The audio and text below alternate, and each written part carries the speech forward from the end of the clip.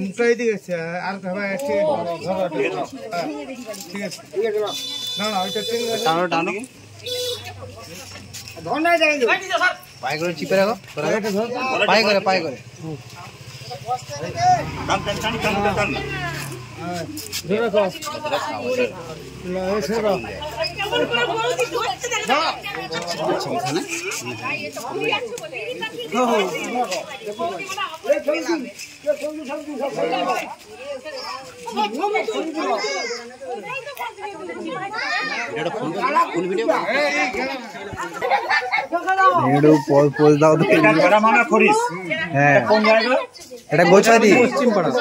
পশ্চিম পাড়া দাসপুর টু পশ্চিম মেদিনীপুর।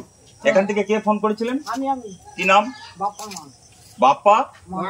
বাপ্পা মাল আমাকে ফোন করেছিল। আমি সুমিত ঘোরই সাপটি রেস্কিউ করে নিয়ে যাচ্ছি, আমরা গভীর জঙ্গলে ছেড়ে দেবো। সাপকে মারা উচিত নয়, কারণ সাপ আমাদের ক্ষতি করেনি। সাপ কামড়ায় কখন জানেন? সাপের কোনো ক্ষতি করলে, সাপের গায়ে পা পড়লে বা সাপ কোনো খাদ্য খেতে গেছে সে সময় ডিস্টার্ব করলে তখন সাপ কামড়ায়।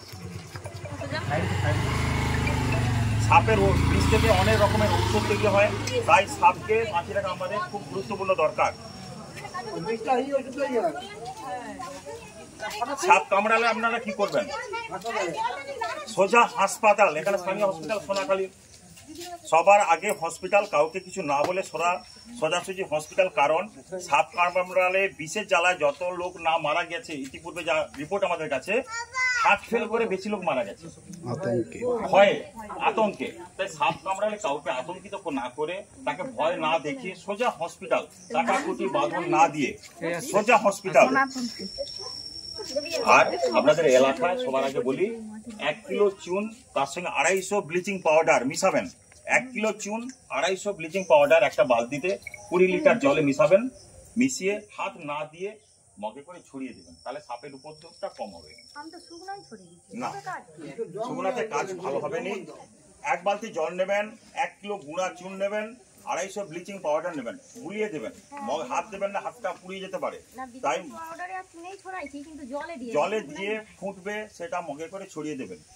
আর রুমে রুমে ন্যাপথলিন, জানেন ন্যাপথলিন বিছানায়, আলমারিতে, বিভিন্ন জায়গায় ঘরের কনে কনে দিয়ে দেবেন, তাহলে সাপের উপদ্রবটা কম হবে। আমার অভিজ্ঞতা অতখানি নেই, আমি যতটুকু জানি ততটুকুই বললাম, ঠিক আছে?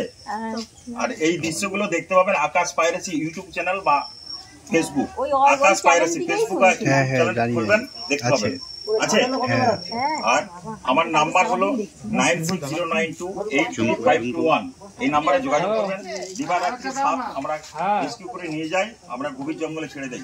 সাপকে বাঁচিয়ে রাখা আমাদের সমাজের বুকে উপকারজনক, ঠিক আছে?